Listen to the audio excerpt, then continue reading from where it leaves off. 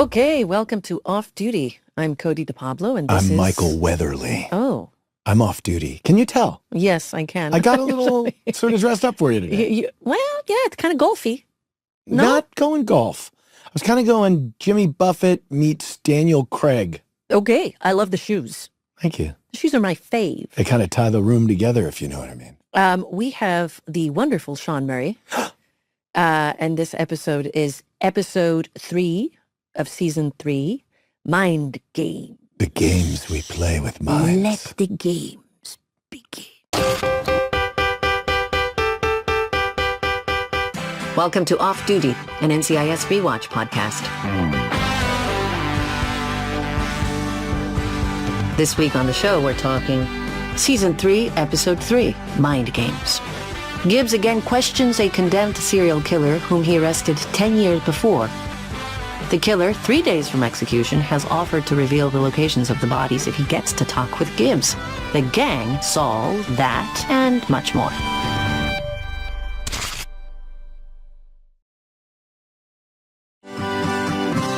At the time of this episode's release, October 4, 2005, Wayne Gretzky made his coaching debut for the Phoenix Coyotes. In a 3-2 in a 3-2 loss to the Vancouver Canucks. But yeah. But anyway, at Rogers Arena, Brad Pitt and Jennifer Aniston finalized their divorce. Do you remember that? Oh, gosh, that one hurts me a little. That one still hurts me. Yeah. I mean, I remember going through it 2005 and just being like, oh, no. I felt awful. That was the Pits. The Pits. Japan announced its intention to conduct its first commercial whale hunt in 18 years. This decision sparked international controversy and condemnation from environmental groups and countries that opposed whaling. It's funny. Condemnation for a sperm whale. Hello? Gross. Is this on? In this episode, Gibbs interrogates a serial killer who's on death row as McGee and Donoso go in search of the killer's latest victims. Makes him eat so much cereal that it kills him. Oh, my God. Dad jokes. When Agent Paula Cassidy is kidnapped, the team suspects that a copycat killer is on the loose. Oh. All right. So without further ado, Sean Murray. My girlfriend is always emailing me these internet videos. You're a naughty boy, Timmy. Oh my God, I'm becoming Tony. Oh, spinners? What's the point? It's a hip-hop thing. Abby, I've been in this kid's room, okay? It's all black. He's got skulls everywhere. He listens to death metal. Are you trying to make me feel better? Is it not working? It's not necessary, Mickey. Tony, I'm really not in the mood. So here we are with our delicious Sean Murray. Oh, happy to be here. Thanks, Coach. Probalicious. And Probalicious. What's the name of this podcast again? Full Frontal? No, Off Duty. Oh, yeah. Sorry. Off Duty. I don't know why. Thanks for being Full here. Frontal. Off Duty. Off Duty. This is the thing about the name Off Duty. Initially, couldn't stand it, hated it, and then went through all those other things, and there were all these other, we liked the chicken and the fox. But then... This is deciding the name of what was this the is gonna original name of the show, NCIS? What was it? Navy NCIS. Right. Could there be a worse name? Navy Naval Could there be a NCIS. worse Wait, name one for a second. show? Navy Naval? Navy Naval Criminal Investigative Service. Wow, that would have done really well. Right. Right? Dot com. Geez. And so you're an executive at CBS, right?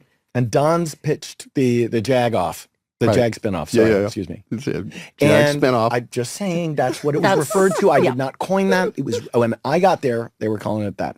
So you're an intelligent but rather straightforward executive, and you're looking at the number one show on television, CSI. Yeah. So Belisario comes in, he's like, I want to do this Jag spinoff about the naval criminal. And so you're sitting in your office going, NCIS, CIS, CSI, and CISI, Navy, and CSI. Well, a lot of people called it that. The first year it was Navy NCIS because Okay. they wanted it to. The first year it was aired. Yeah, as but Navy I knew a lot of NCIS. people that used to call it Navy CSI. Yeah. Oh yeah, Because okay. of We're the- constantly because- approached by people of saying we course. love you on the CSI. What's the first memory you have of hearing about NCIS? Like as Don or whoever, Viv is talking about it or whatever. I had actually seen Don going over audition tapes. You're kidding me. I saw Don going over very early audition tapes. Oh, he did that? Oh, yeah. He was watching them in his bedroom, and I was there for whatever reason, came by, and he was like, no, sit down, watch some of this stuff with me. Yeah. You don't mind if I use CBD oil, do you? No, not at all. Please. Just relax. Relax. Whatever keeps you chilled out. Just put on the shades back on. I'm putting the shades Whatever back does on. it. Let's Whatever talk does about it. I'm off duty. Wait a minute. So you got the privilege of actually sitting through tapes and that part of the casting process. I saw the tapes of the Abby character. Get out! Yep. But was it Polly Perrette? Yep.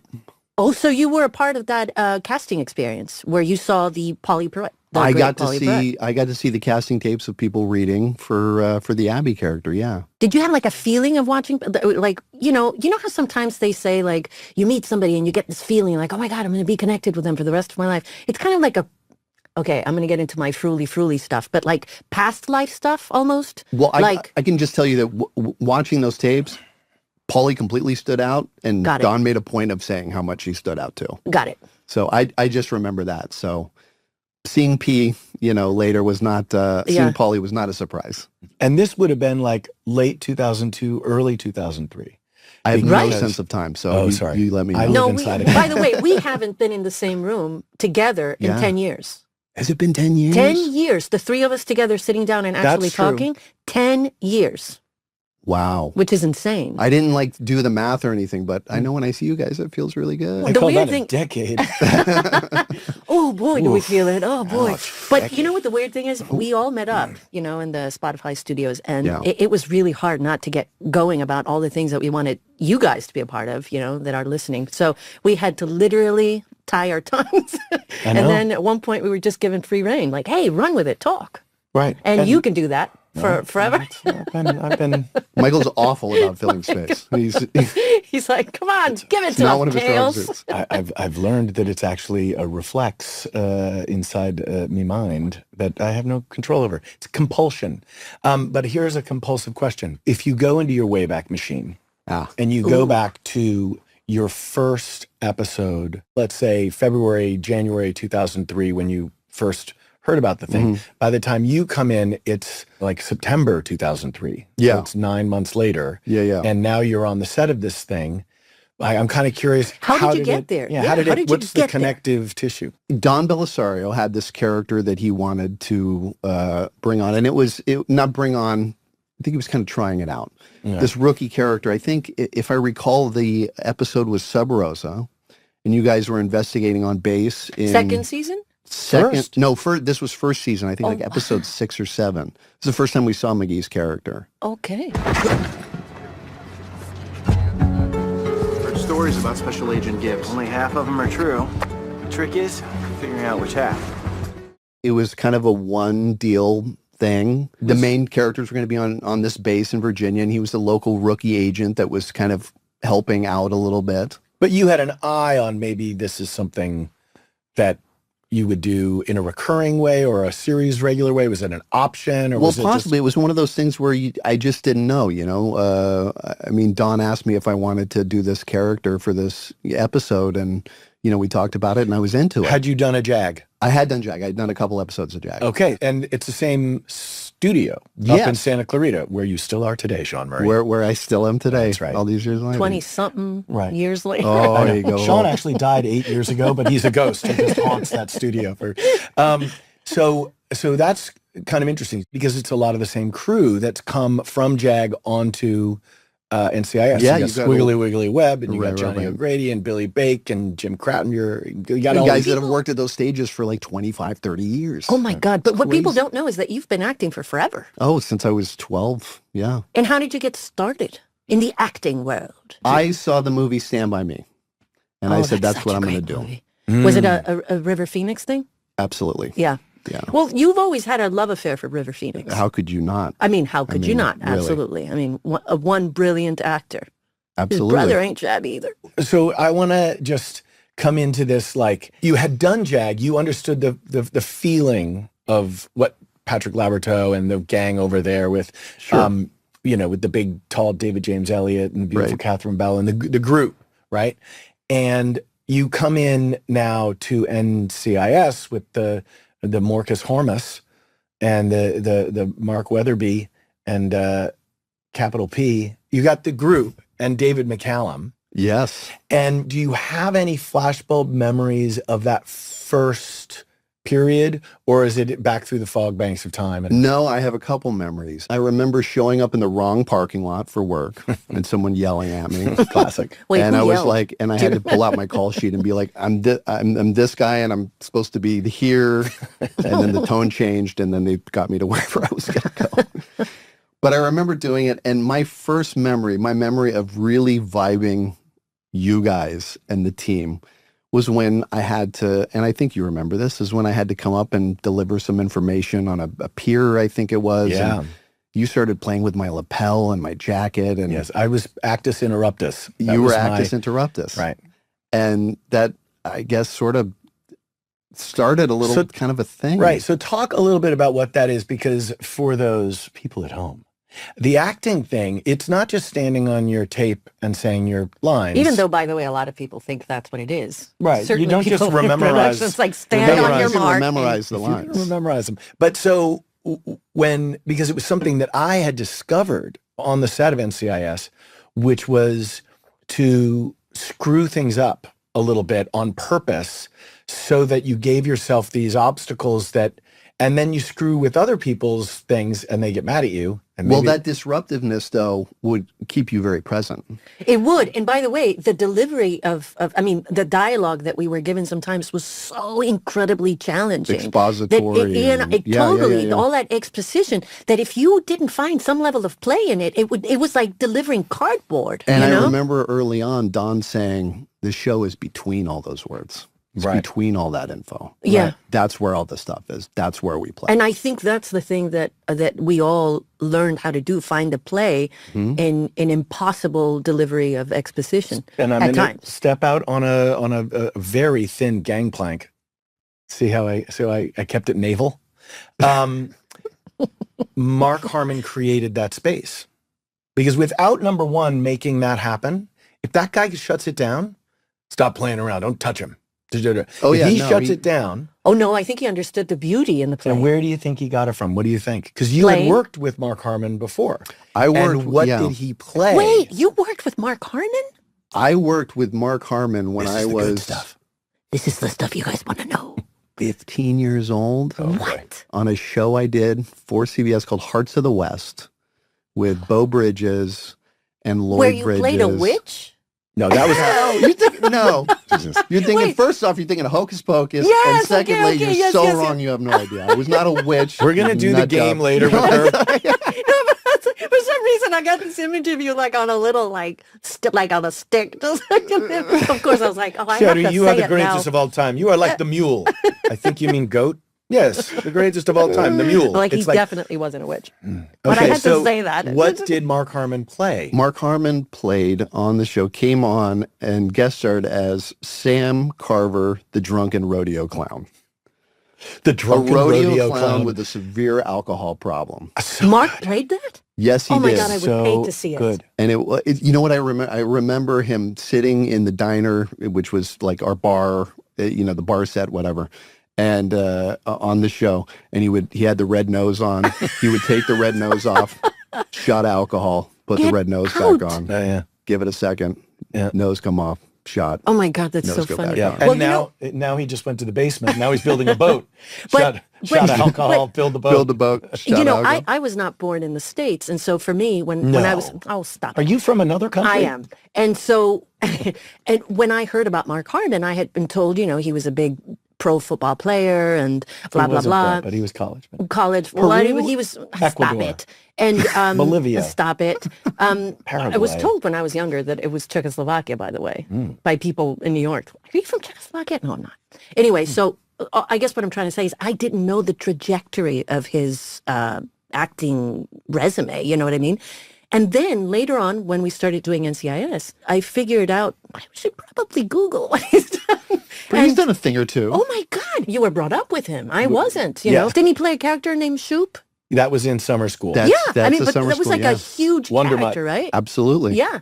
Yes. And a beloved American character. But when you get to ensemble TV land, you're looking at St. Elsewhere, Yeah. which was a huge television show, and also had this quirky procedural ensemble cast. Was that right before NCIS? That was in the 80s. No, Gwyneth Paltrow's father was... Was that the one with Denzel on it too? Yes. Okay. Oh, wow. What a cast. Yeah. Oh, and Howie Mandel and Ed Begley Jr., and it goes on. And then he did... Chicago Hope? Chicago Hope. Is that right? Yeah. Okay. And then he did West Wing. Another ensemble, not as much comedy, but with Allison Janney and Brad Whitford and all those guys. Like an incredible ensemble show. So that's kind of what I think about when you come on the set. Because, I'm throwing just noodles at the wall and seeing what sticks. I got no game plan whatsoever. All I know is that I'm not very good. And I better work really hard not to get fired. So I'm employing every tactic. But that's where, by the way, that's where I always feel Michael is so terribly self-deprecating. Because I was always in awe of how this whole thing gelled, and how the energy and the synergy kind of worked together, and how quick you were, how quick we all were at a certain moment. Like you'd throw the ball and there were 10 people just, all of us, at the bullpen. Yeah. And we were all just waiting to catch it or play. We were so eager to just catch whatever it was that people were throwing at us. Mm-hmm. And we were game. We were game. Oh, we were gaming. Yeah. And it wasn't easy, by the way. No. We made because if it was easy, everyone easy. would do it. That's correct. We might have said that a few times. Okay, and before we get into mind games, I just want to go memory lane for a second with when we're on a crime scene set, and it's Monday, and we're out at Disney Ranch, or we're at some bank in Sun Valley, or where there's somebody with a missile through their head in the middle of Thousand Oaks. And they could potentially be naked too, just covered with a tarp. They're usually naked. Yeah, you're downtown in an alleyway, or you're over in wherever the hell we are. Yeah, it could be in Malibu. It's crime scene Monday was you have no idea where you are, but it's early, and Ducky's there first, and you know that it's going to be a... Boss, I found something down by the blah, blah, blah. And it's always the same stuff. And the poor guy that they hired to be the dead body who's like naked in a field, uncovered. And Billy Webb's throwing like things on top of him. He's been there naked in the dark since like 3:30 a.m. Yeah.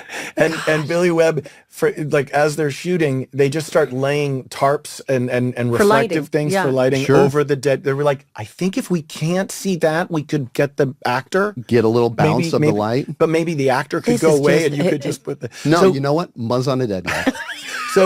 But do you remember... I can't believe we're laughing about it because it's just... But do you remember... It's awful. You think about it now, like the level of humanity that was laying on the floor. No. I'm going to go one step... That's a human. I'm going to king how awful this is. And in normal checkers, it's awful. No, I'm going to king it by saying we then would be standing next to these poor dead actors. No, they were actors. I know these. Michael. I know they were playing dead bodies, and we would be going, I don't know if I can do this. I don't know how many more years can you do this? And you'd look at me, you're like, Shetty, it's been 5 years. I don't know how many more crime scenes I can do. And Sean's like, I wish it had only been 5 years. And then perspective. There's a guy who's literally been there. We ignore him. Probably cold. But I will say, we got really good going up to those actors and saying like, hi, how are you? Are you okay? Like we got... Because we learned how much they went to do, everyone would, like, people come up to us and be like, never you were so busy trying to do them. your job. You were so busy trying to do your job that you forgot that they weren't dead. You know what I mean? And you had they were playing dead. And you had these actors fully committed to playing dead who would be there and just act dead the whole fucking time. Sorry, can I? And not only that, but then when the camera would pan down, they would be asked the impossible. You with your technical terms. Oh, come on. Panning down. Panning down. And then they would be asked the impossible. Don't breathe. Right. Please hold it. And then we'd forget to tell them to breathe. And they'd be like, I think the dead guy's passed out. But wait, in mind games, and this is a weird thing. Finger. No, the finger goes. Oh my God, my husband always looks at the finger, and he makes me feel so self-conscious. But wait, go to mind games. What were you going to say? Mind games. Yeah. Okay. There's a scene where the woman has been found at the end of the episode, right? And she's one of the women that has recently been killed by the copycat killer, right? And at one point, this is of course where by the way, I barely remember this, but I remember this. No. But this is where my eyes go. I was like, oh, look at that. And look at the heart carved in the back. And wow, that's a gruesome scene. And the foliage and this and that. And all of a sudden I see her belly slightly breathe. See a little breathe? And I just went, oh, damn it. Took you right out of it. I was like, but how many times they probably asked that poor woman to Yes. hold it? Oh no! Oh, yeah. It's impossible. And I mean, they'll it's do impossible. It's and they'll an do the impossible close job. up on the face of the body, and they've With the got eyes twitching. like the eyes twitching, and that became a thing apparently. That when they would audition people for the bodies, that they would do an eye twitch test You're kidding me. to see if they could close Right. their How eyes did and you not know twitch that? around. You know, I hear things. And by the way, why not just like do a freeze frame? Can we take a moment though? Can we just take 5 seconds Yeah. where we do you have a cup? Can we? A cup? Can we, Oh, a can toast. We, can we toast? Yes. Well, this is a little toast. It's so good to see you, Sean. it is wonderful. To And see I you guys. just wanted. Oh, reach, go all the way, go all the way. Yeah, you There always it have is. very long Excalibur. arms. I know I was all love over the it. mic, but whatever. And I just wanted to say, What a reunion. 5 seconds How- of how silence Yes. for Mr. David McCallum. Yes, So May he let's rest do in it peace, together. the great The David great McCallum. Let's Yeah. just give him 5 seconds. absolutely. I know you're going to say something funny because you just can't help yourself. Crying. Oh, okay, sorry. But thanks for that. Here I am with the I honest ruined- emotions. And you know what? ruined She's your like, moment. you're gonna bust this up. I am capable of honest emotions. I know that it's a shocking thing. I know But you are. I've I've been seen in it. through a lot of therapy. And- So I've learned that I'm actually deeply shallow. I am way down deep. I'm profoundly shallow. So anyway, let's get into the mind games. Keep playing. Oh, Michael. Wait, do you remember this? He used to draw third season these dinosaurs with the. I don't know if you remember that. I don't. He used to do these little cartoons that were I like. remember the Podcast cartoons, but I always don't gets remember me. yeah. Got on the podcast. Gosh, darn it. Dag nabbit, as my favorite senator would Dang say. it. Let's talk about UFOs later, but not now. You found the bodies. Good. Not what you were expecting, was it? You see, there's someone else out there now. A new threat. The actor who played Killer Kyle Boone on that episode, I was watching the episode last night because, first of all, I wasn't in that episode. You watch Right. NCIS every night, though. No, I don't. In fact, Wasn't that the small amount of time between? they were casting. The killers They were and- casting the role of We shot it the girl first. that was supposed to Oh, I replace. don't recall that. Yeah, that's Paula- the first episode. Paula Cassidy. Jessica Steen was Jessica there first. Steen. right. Oh, by the way, I watched the episode and I was like, she was fantastic. Yep. She Yeah, was like I remember really her being solid. fantastic. We blew her and- up. But it wasn't on that episode. Not on it was that later episode, on. but she blew up. She I did. had to And smoke she cigars to find the hole in the wall and then the wall thin. She went into the other thing and it closed and she. I remember that. And I was like, why do we keep blowing up my girlfriends?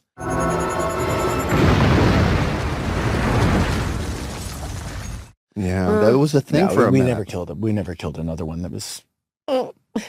That was kind of uncomfortable. I know. I feel slightly uncomfortable with I know. that statement. Okay. That means we're getting She- closer to the Chernobyl core. Oh God. Okay. She was And that's really ultimately where we she was really terrific. But also Yeah. the actor who played that the Kyle Boone, Christopher Shire. I remember thinking like, Yeah. he's pretty good. He's pretty Yeah. convincing. Yeah. Talk about casting here Kept on playing those mind NCIS. games. Yeah. Yeah. It was a really good episode, and I think they were casting the girl who was going to replace Sasha during that entire episode. Who, by the way, is me. Right. I think that they were still trying to figure out your widow's peak. Oh God, that didn't come into play until I think episode 4 or 3. Oh, they were playing with you. So mind games. We're now. You've been there for a couple of years. You're a KG veteran on the set of the NCIS. KG. You went to main titles in season 2, Yes. which is a big deal because you were like extended guest star remix. You were? No, what happened was in the first season, McGee's, was originally just a one-time appearance in Sub Rosa. And then after Sub Rosa, there was, McGee wasn't there. There was a regular old NCIS episode, or Navy NCIS episode. So much like mind games. Yes. And then we did the next Sorry, one. let's take it back. Go back to Mind Games. Can we talk about me more? Yeah, right. No, but two episodes after Sub Rosa, they were like 3 minutes short. And they said, let's bring back McGee. See, it's all about And The stick infamous him 3 with, minutes stick that him made with you Tony. go. And Is do like, everything. have like a little C story thing. And then after that, I started appearing in each one a little bit more. Right. And that was all recurring. And then second, yeah, I'm sorry. And I it should have really- said no, this but like it 20 became minutes second ago. season that you became a series Second regular, se- yeah, period. between- And you go into the main titles. Remember when you had to run through the car wash? I remember very well running through the car wash.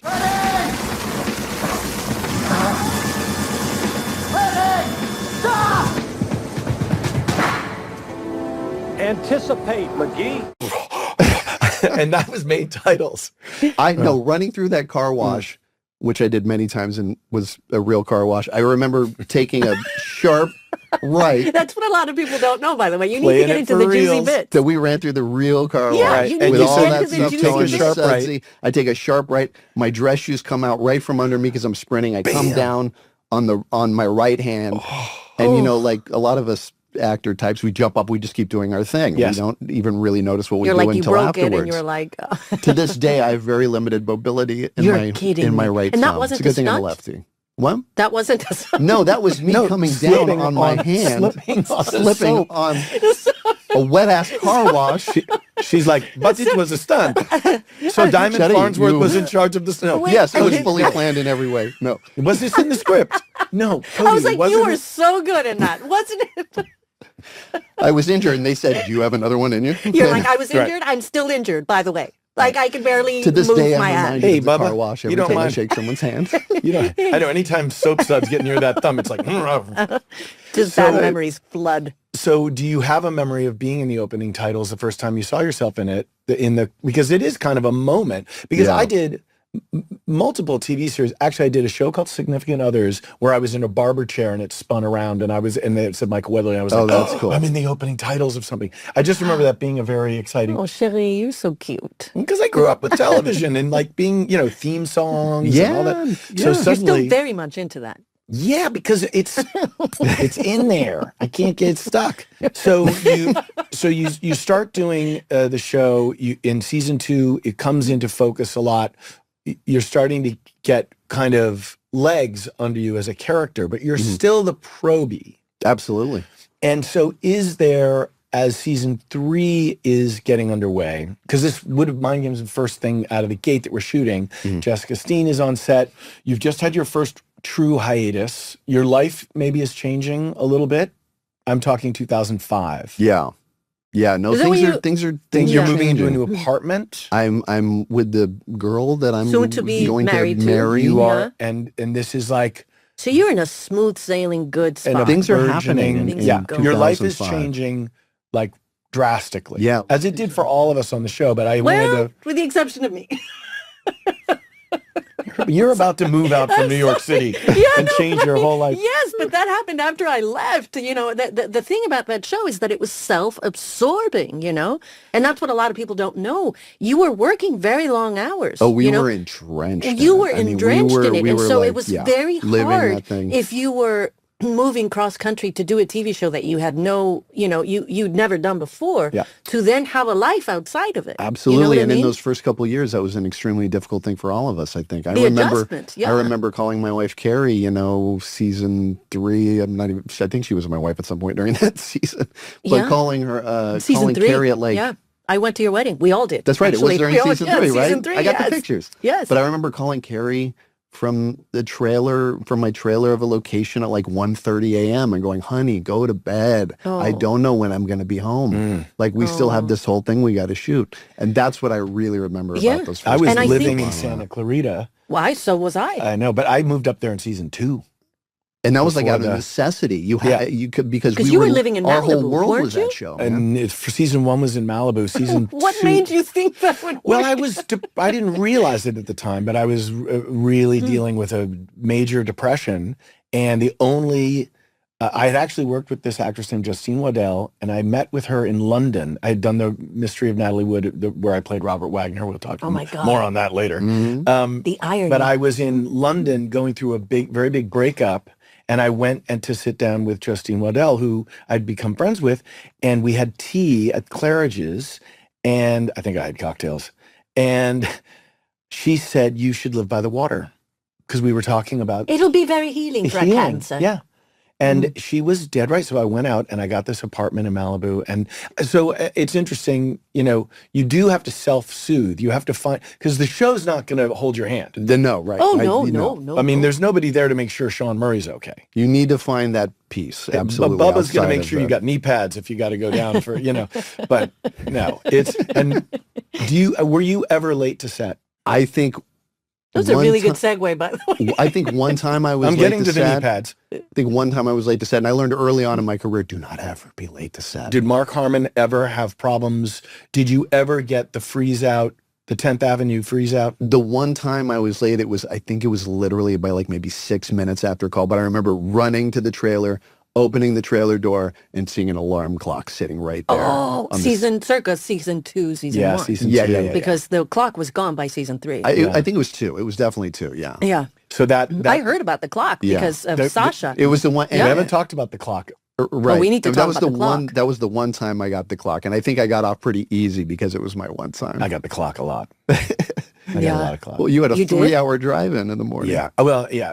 Season 2, not a lot of clocks. Season 1, the clock, I was like Flavor were Flav with the clock driving. around my neck. You were. What? Well, what? Well, but you were also driving in from Malibu. Yeah, being close to the water cost you, lovey. It cost me, but for me, and I don't, I want to keep this back in your area because I, as I said before, realized that I was having a lot of personal issues that the show, 2 things. One, the show allowed me to grow as a person. Mm-hmm. I had someone in Mark that could be a sort of father figure and somebody and Don Belisario, who was like super menschy, but also not sugarcoating anything at all. No, they're tough dudes. No, which is one of the best things about it. It's the greatest thing. And no PAs fetching you things. No, you get in line, you stand in line with everybody, as Mark Harmon said to me the first day of work. You eat lunch with the crew. Yeah. Yep. And that gave me that. But what it also did was it allowed me to not deal with the rest of my life. So I had these underlying issues that just went, and I put them under a carpet. Well, but by the way, survival mechanism. How can you deal with life when you're doing something 17 hours a day? I mean, it's a beautiful excuse. You're right. You're not. We have to hit these next couple of questions. They're actually kind of cool. If you were a serial killer, what would your MO be? This is a dark question, by the way. That's a crazy dark question. It's a dark, but you know what? What would your mo From dark be? to darkness. Hey, killer, what's your mo? What's my mo? What's your mo? What's your modus operandi? Yeah, I was just going to say, do you know what mo stands for? Hi. Wrong. Hi. Go. It's Latin, isn't it? Go. It's Latin. Yes, You're asking me what my MO would be if I was a serial Hey, I killer? don't write these questions. Listen, AI generates these. Yeah. So clearly, So we just have to respect AI. It's a world, it's the world. it's the today. future, Sean. So so let me rephrase this. If there was a serial killer, I don't know if you've ever been into that kind of thing. I mean, some people are, but It's not. My wife loves staying up and watching those, things. I know, every but night. which ones do you gravitate towards? Yeah, who's your favorite serial killer? No, I mean, there is no You like such your a Ted thing. Bundy? Are you Mark into the Harmon's Bundy? Mark Right. Harmon played a serial killer But he did. very famously. He did, yes. And that guy's MO. What a mo. That guy. Yeah. So who's your favorite serial killer? I grew up John in the era. Wayne I Gacy. grew up in the era of Jeffrey Dahmer. Oh, you're a Dahmer. God. So I'll just You're go with gonna go Dahmer. Dahmer. I'll just go Dahmer. Dark. Because Okay. because that was about, I think, as dark as it can get. Right. All right. If anyone on NCIS were a serial killer, no, sorry, that's I just butchered that What are we question. talking So about? who on NCIS You got a been heart out cast here. I know. is most likely to be a serial killer? Like if you were to say like everyone in this cast, who do you think would have been it? Brian Dietzen.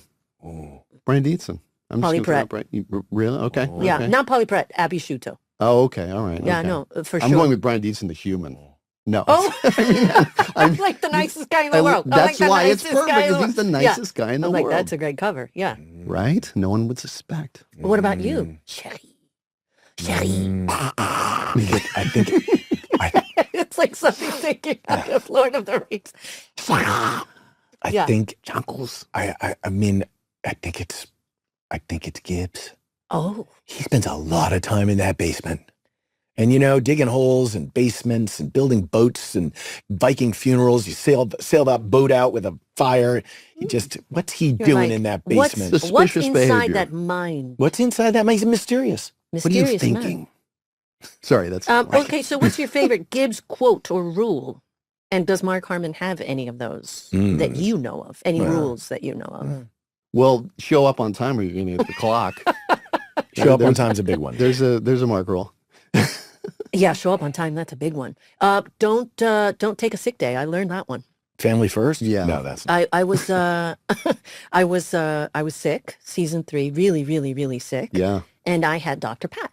Right. Dr. right. Pat, you know, famous Dr. Pat. He was sent over and he came over to the house. I had like a really awful fever. And Dr. Pat said, you can't go to work. So I thought, well, if the doctor's telling me that I can't go to work, I must follow orders. So I made the grave mistake of staying home. Right. And I was sent a car and I went to set. And Mark came up to me and he was kind enough, but he was very stern and he said, you come to set, we decide when you're sick. Something along the lines of that. Like, That you changed come to with set. COVID. That changed with COVID. Yeah, Yeah, until COVID. but it was you come to set, and then we will determine how we address this. You know. And by the way, I don't think I ever got sick again. I mean, I was probably very, very, very, very, very sick. Yeah. Right. You just But had to leave the mentally- show. but I think mentally it just did a trick on you. You know, you weren't really. And when you think about it, you know, anyone in production can do a job, better, worse, whatever. But no one can play McGee. No one can play DiNozzo. No one can play any of the characters. So you really had to be there. And that's a lot of pressure. I remember getting food poisoning one night and just spending the whole night, you know, being sick and like the worst. And it was like, no, we're in the director's office the next day. Did you get sick? Somebody, there was an ambulance that came once. Or something Oh else. no, Didn't you almost that's fall? when I had Like- a tremendously bad flu, like the worst flu you can And didn't you possibly kind of like get. fall, like plop over, kind Oh of? no, I was having, You had- I like wasn't getting oxygen. Like I was having problems. You had to go to the local. They brought me to the local emergency thing. room Yeah, while we were shooting. But Yeah, that it was I our- think, yeah, look, I while think we it were was a shooting. different time. I mean this was in 2000 season 2. I think it was Yeah. before you were Yeah, I down think there. it's but you 2004 didn't because tell I wasn't people. there. Right. So No, and I that's- think it was just a different time. I think Well, we that's just what I was- worked through it. I was saying on set once when we were shooting the pilots, the Jags, that I hadn't seen my son in months. And I was talking to Mark Harmon off camera. We were on our one waiting to come down the stairs or whatever. And yelling from downstairs was like, nobody cares. And it was Belisario, like could hear me on the microphone, on his ears. And he goes, nobody cares, you know, toughen up. And, you know, it was like, your life is your life. You made a choice to be on this set. If you've chosen to be part of the space program and you're going to live up there on the International Space Station, You're in space. boo-hoo. Yeah, Go You're in, cry in a like, bag of. money. You So- taught me that. space money. So I think that Ooh, what is that? I think Yeah, I that, like a taste of it. I think that Sounds this good. goes to the heart of mind games, because I think that what we're really talking about is that making television it plays a little game with your mind. You know, I think we all got a taste of that. Undoubtedly. I'm going to be Undoubtedly, listening and I think we all to John processed Lennon's it. mind games. Yeah, a but lot. I think we all processed it quietly yes, in our own ways, and they were the devils we dealt with when we got home. But we and they were. supported each other. We Yes. did, but it was very unspoken. It was this Oh, yeah. unspoken camaraderie, you know, like Right. you'd show up to set and you knew that somebody was hurting and you'd want to make it better, but you also knew that you weren't going into that, you weren't violating that private thing that person was going through. and you brought it to the work. So you brought it to the always scene. brought it to the So, you know, if you were not feeling good, your character is suddenly not feeling good. Right. Oh yeah. Right. Oh no, you I learned mean, how to, I can remember or if having, you were sad, you fucking cried. yeah, you That's you just played, the way it was. Yeah. Why is Ziva so sad in this episode? It's like, Cody was very sad. He was very sad.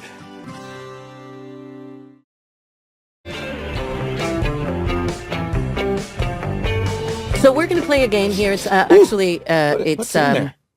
it's just a little. Kahlua? It's It's a margarita? no, it's a dandelion tea. Oh, of course. It's good for Mine's just hormonal rum. imbalances. Not that I have them. We had Weatherly rum. Weatherly rum. That's good. So this is a game that we're going to play with a lot of our guests, and it's just we're going to throw out a question, and you're going to have to answer. Oh, okay. So how many times has Gibbs been married when the show starts? Poor. Oh, come on. You know this. 3 times. 3? I'm going to go 2. You suck. 3? Did I get? 4. Ah, well, I was 4. closer. You were closer. You were closer. If this was Price is Right, I'd be the one. Okay. All right. I'm down 1. Okay, so one of Gibbs's character traits is slapping DeNozo on the head. Ouch. When did the first head slap air? Choices? No choices. You just have an answer. Okay. Just- What season? Oh, Just give a geez. season. Just give a season. 1. No. Okay, season Okay, 1. season 1. Okay, narrow it down.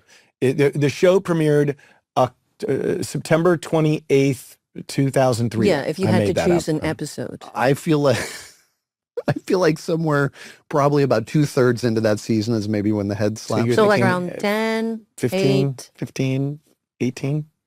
Give us a number, Sean. As far as an episode. No pressure. Okay. Hold on. How many bloody episodes did we do that first year? 24. I feel like maybe like 17. All right. And what about you Episode 6, of season? season 1. God, you were really close. Episode 5. Oh. It was already Bring happening. it, It was girls. already happening before I got Yes. there. Wow. Yes, I remember it well. Let's strain your eyes, boss. Why doesn't Gibbs lock Therapy. the front door of his house? I know. Why? Because he's looking for trouble. Oh, God. He's Looking like, for love he's in like, all the wrong come on in. places. Hey, DoorDash, it's open. Gross. Come down to the basement. I'm making a boat, said serial killer Gibbs. See, I'm not wrong. Only a serial killer It's a leaves good- his front it's a door good unlocked. Why do theory, you right? think he leaves his front door unlocked? I'm going to go with whatever you said. I thought that was fantastic. I think it's because his wife and his daughter died, and he leaves it open just in case they ever come back. Oh, no, but you were really Ooh. close, and it goes actually really sad, I think. The answer Usually is because is he has something- already lost Yeah. what was most important to him. So he actually doesn't care. Yep, he don't care. My You know, I God, feel what like a an honey ass for badger. making a joke. I feel awful now. Honey badger. Well, no, I mean, Honey badger. look, honey badger out. When in doubt. This is what it would be like if you had a game show. Really? You'd look like some kind of owl. You'd look like a Like very, an very adorable, attractive attractive very, owl. No, I mean like shockingly. Yeah, beautiful, well-spoken. Clearly intelligent. That's why I Yeah. love you. I have a really funny story about owls. I was somewhere in the south of the United States of America, and I had recently manifested a child. And it was on a full Scorpio moon. Oh, stop it, Michael. Just don't give What me, am I doing? Don't give me the smirk. I'm not. And I'm a Scorpio. yeah, I know you are. Okay. So a massive, powerful, full Scorpio moon. And I had done this meditation under this moon by the ocean, Mhm. and I had asked for a child. And in 2 days, an owl flew in front of the window, and it stood in front of the window, and it was looking out, the same direction I was looking out the window. And then it pivoted its head, and it looked at me, and I knew I was pregnant. And it was Ducky? What? He looks like an owl. Michael, come on. What? Remember how No, David and by Tennant the used to way, go, I always say, like, To it's turn funny on that you the- said the word owl, because for me, like, I've always associated owls with the yeah, with that moment. it's sort of like that bird delivered the news that I was pregnant. I think That's you really Isn't that cool? It's That's very So cool. really cool. And yeah. now every single time I hear owls, I'm thinking, am I pregnant? that put That's the not owl true. in owl. Can I just throw one thing about mind games? And this is what someone told me. It may not be completely true, but worth looking into. I like things like that. The first time in mind games was the first time the term very special agent was used. And it was not used by the Tony character. It was Abby saying very special agent. Oh, wow. Take it away, McGee. I mean, I'm very special agent McGee. And then the very special agent became adopted by the Tony character. soon Because he thereafter. stole it. But in, That guy. you know, hey, what are you going to do? You- Can't leave that guy couldn't leave a good thing alone, could he? He was like, that's a good thing. I'll steal it. The lobbyist poo chunks. How many chunks could a poo chunk chunk of a Give a poo poo chunk chunk, poo poo chunk chunk, poo? I can't tell you what a pleasure it's been to have you here. Can we just do I'm- the song as we say Oh, goodbye? God. Ready? Okay, 1, 2, 3. And how many chunks could a poo chunk if a poo chunk could chunk poo? Oh, yeah. How many chunks could a poo chunk if a poo chunk could chunk poo? How many poos could a chunk poo chunk if a chunk poo could chunk Could poo poo chunks. chunks? By the way, That's no where one's I going to fell get this, but I started calling you Chunky Cheese. No, Poo Chunks. Chunkies. Chunky, We had many chunky. variations. and then it went from that to how many chunks of poo chunk? Like literally right before Yeah. we would get into a take. Yeah. That was the mantra. And we would die laughing, and then it was like action, and we'd have to put it away, but it was almost impossible at times. It's been was. so awesome, first of all, to see you 10 years, man. 10 years. All of us in together. one of the sweetest hoodies Oh, that may yeah. exist. That hoodie needs like its own. May you time travel back to Lancelot and and say hi. Pull the sword. Pull Excalibur from the stone. And It I know is we're having you again. We're having you again for a Proby episode, so that's going to be fun. obvious. Yes, I'm looking forward to Continuing that. the I just fun. want to thank you guys so much for having me. It's like seeing you guys is like no I time. hug has you. A passed. virtual I hug hug. you. I Not give you the virtual, COVID but, hug. you know, There's the COVID hug. COVID. I love you guys. All right. Well, that was a little nostalgic. Emotional. A little emotional. In fact, as we were walking to the stage, well, to the Spotify studio, I remember saying, like, I'm a little emotional about this. It had been 10 years. He was here. It was nostalgic. It was beautiful. We got to nod to the duck man. We did. We got to nod. And which leads me to some fan focus questions. Fan focus. So, hey, Michael, my question is, Tony was a big movie buff. What's your all-time favorite movie? And do you think Tony would enjoy it too? What's your all-time favorite movie? Nah, don't turn it around. Oh, I have to answer? Yes, you Lawrence do. of This is Arabia. for you. Lawrence of Arabia. And do you think Tony would like it too? Yes, but I think Tony's favorite movie might be a comedy. Okay. Mhm. Why Lawrence of Arabia? For me, why Lawrence of Yeah. Arabia? I think because it's about a journey, and it's about a kind of quest and a messianic journey of discovery and pushing back against expectations and authority. Oh, wow. Yeah, but Right. Lawrence of Arabia, an incredible experience. And really, that's what it is. It's not just a movie. It's really the true life of T.E. Lawrence, Mhm. as told by David Lean and Peter O'Toole and all those other incredibly talented people that put it together. Tony's favorite movie, Joe versus the Volcano, written, I directed think by you John actually said Patrick that Shanley. at some point during Yeah. you It's know, a Tom somewhere- Hanks, Meg Ryan movie. That's Yeah. why it's important. Right. Yeah. Shall I answer that for you? Yes. English Patient. Which is very Lawrence of Arabia in a way. It's almost in the same world. Well, you would know that, but I remember watching that and just being like, it just killed me into a zillion tiny little pieces. I remember thinking the soundtrack could not have been more beautiful.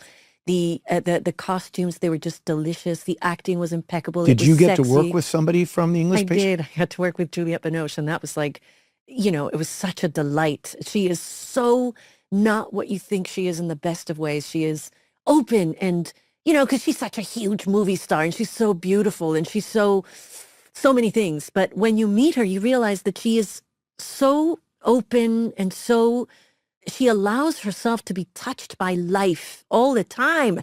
And it's something that I just remember thinking like, that is what makes her so beautiful. Mhm. I just loved her. But I remember that movie just tore me. Yeah. And I think it's because there's always been a part of me that impossible love, that impossible love where two people really love each other. They go through the mill, and then finally when they get together, it's too late. It's timing. It's the impossibility of it all.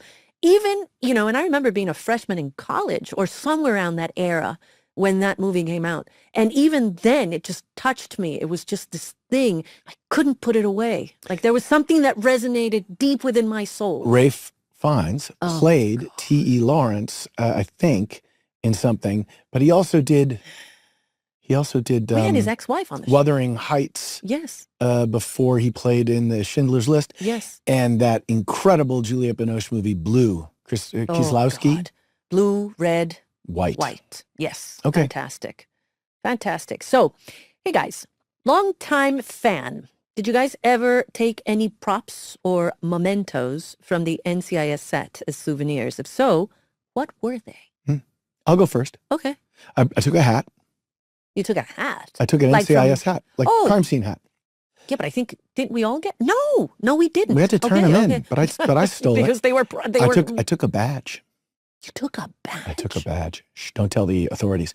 I also took, remember those little notebooks we had that said Naval Criminal Investigative Service, and it had a little slot for a little tiny white pen that you put it in. They were crappy little plastic blue books with white plain paper, and I would write my lines in them.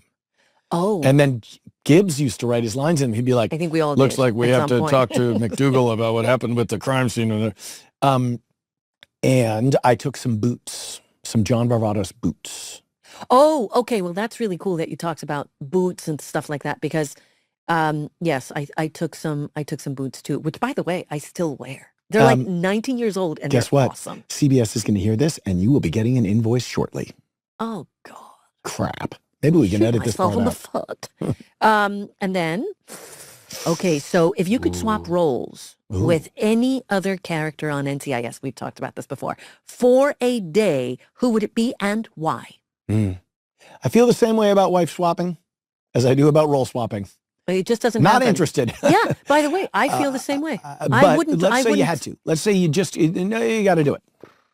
So to look at it now as an exercise, when we're doing an acting thing and it's like, you play me, I'll play you. Yeah. Just as an exercise. Gibbs. Okay. That's interesting. I am going to go Ducky. Really? Yeah. Oh, I didn't know. Yeah. I'm just kind of curious about that wandering around with all the dead bodies and where your brain goes. It's kind of curious to me. Okay. Well, what can I say about this episode? This was a fun thing to talk about. It was awesome having Sean. Played a lot of mind games. Actually, it was a trip down memory lane. Yeah. It was a lot about that. Because, by the way, we had not seen him in a very, very long time. I know we said this. So there was a lot of catching up, too. Because we didn't want to have these conversations on the hallway. No. So and we also, saved all of it for here. So you can only do it off duty. Oh, God, what a way to plug it. You're quick, I don't know. kitty. All right. Let's go to Gibbs' rules. What's rule number 7? Oh, come on now. Never wear pink with blue. Oh. Wrong. Broke the rule. Always be specific when you lie.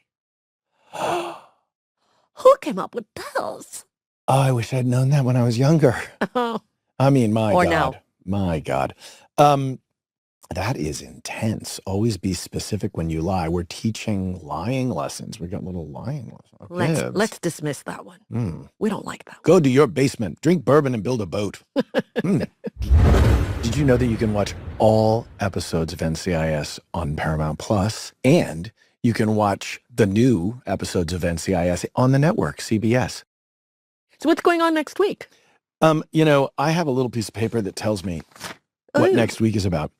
Just magic. Next week on Off Duty. Off Duty. I just love the name of the thing, Off Duty. A deceased Marine is found encased in a Civil War era tomb at the Smithsonian Museum, and evidence later comes to light suggestion that he was probably buried alive. That is right. Treasure, death, mystery, and our favorite Mossad agent is back in business. It's season 3, episode 4, Civil War. Oh, that's after the episode 3 that I was not in, that I come back. And I think in that one, I joined the cast. Yeah. Remember that Civil War thing? And I believe there was that was the one with the bear, with Jimmy. I'm trying to remember. Yes. And we were goofing around with the bear and Ducky. There was this. Yeah, it's good. That's a good one.